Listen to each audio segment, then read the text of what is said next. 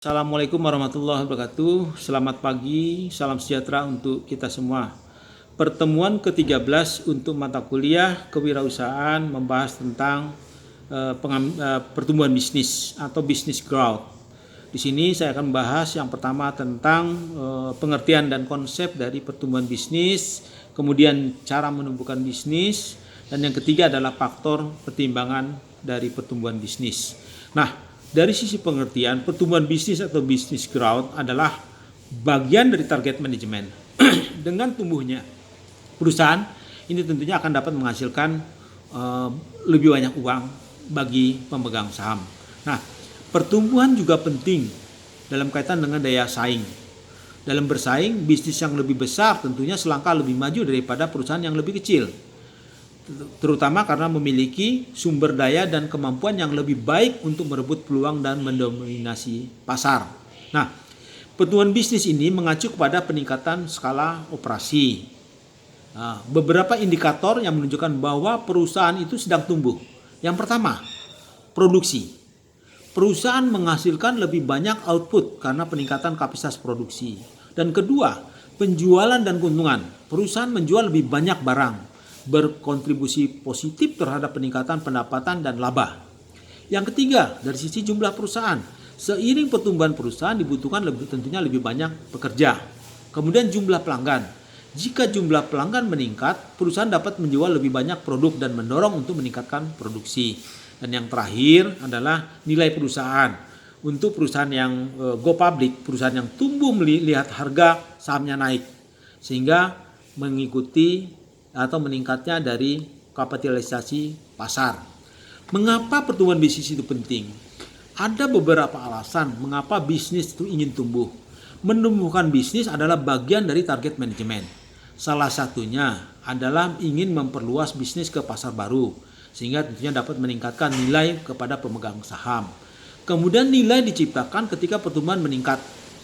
Laba dan pengembalian kepada pemegang saham tercermin dalam dividen yang lebih besar. Nah, tentunya untuk meningkatkan laba, perusahaan mencoba untuk melakukan dominasi terhadap pasar. Nah, selain mendapat manfaat dari pangsa pasar yang lebih besar, tentunya menjadi pemimpin pasar itu juga meningkatkan posisi tawar. Ini baik dilihat dari sisi kepada pemasok atau pelanggan. Jadi biasanya perusahaan besar itu juga memiliki kekuatan yang lebih terhadap pasar. Nah, kemudian bagaimana cara menumbuhkan bisnis? Ada dua opsi. Yang pertama adalah pertumbuhan internal atau pertumbuhan organik, di mana kita mengandalkan sumber daya dan kemampuan internal. Perusahaan ini memperluas bisnis dari dalam dengan mengandalkan sumber daya dan kapabilitas internal sendiri. Menggunakan modal internal, kemudian menambah jumlah pekerja, meningkatkan kapasitas produksi, membuka outlet atau kantor cabang, meningkatkan jumlah barang yang terjual melalui promosi atau iklan yang agresif, dan juga bisa melakukan ekspansi ke pasar baru dan juga memperluas segmen pasar. Nah, kemudian ada yang disebut dengan pertumbuhan eksternal atau anorganik. Nah, ini mengkombinasikan sumber daya dan kemampuan internal dan eksternal. Dalam pertumbuhan eksternal, perusahaan menggabungkan sumber daya dan kapabilitas, baik internal maupun eksternal. Dengan kata lain, perusahaan melibatkan pihak luar, perusahaan lain dan untuk tumbuh bersama. Nah, ini biasanya dilakukan apa yang disebut dengan merger dan akuisisi. Ada yang namanya joint venture atau usaha patungan, bisa juga yang namanya aliansi strategis.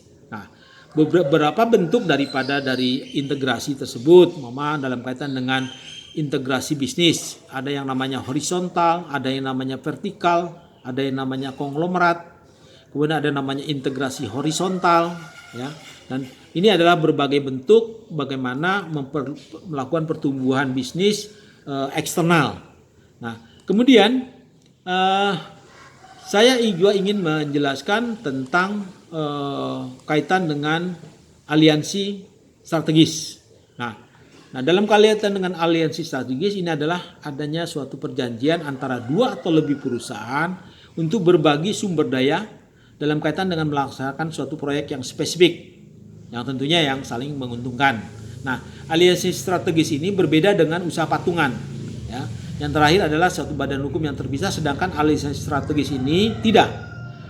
Aliansi strategis ini relatif fleksibel daripada joint venture atau usaha patungan, di mana masing-masing pihak tidak perlu menggabungkan modal dan tetap independen satu sama lain. Namun perbedaannya adalah gaya berbisnis dapat menyebabkan hal-hal yang bisa mengakibatkan kegagalan atau konflik yang bisa timbul. Nah, kemudian yang terakhir adalah dalam kaitan dengan faktor pertimbangan pertumbuhan bisnis. Pada fase awal biasanya perusahaan tumbuh secara organik dan mengumpulkan pendapatan dari bisnis inti atau core bisnis. Namun setelah memiliki sumber daya dan kemampuan yang memadai, mereka akan mengejar pertumbuhan organik, melengkapi pertumbuhan organik yang ada. Nah, tentunya ada beberapa kelebihan dan kekurangan yang menjadi dalam kaitan dengan pertimbangan pertumbuhan bisnis. Ya, pertama dalam kaitan dengan saat memilih strategi pertumbuhan, ada 3 faktor yang harus diperhatikan. Yang pertama adalah sumber daya dan kemampuan. Apa yang ingin dimiliki perusahaan untuk mendukung daya saing strategis di masa depan, termasuk sumber daya keuangan. Yang kedua, waktu. Apakah tumbuh cepat penting untuk mempertahankan daya saing ataukah tidak? Yang ketiga, yang terakhir adalah mana yang lebih baik?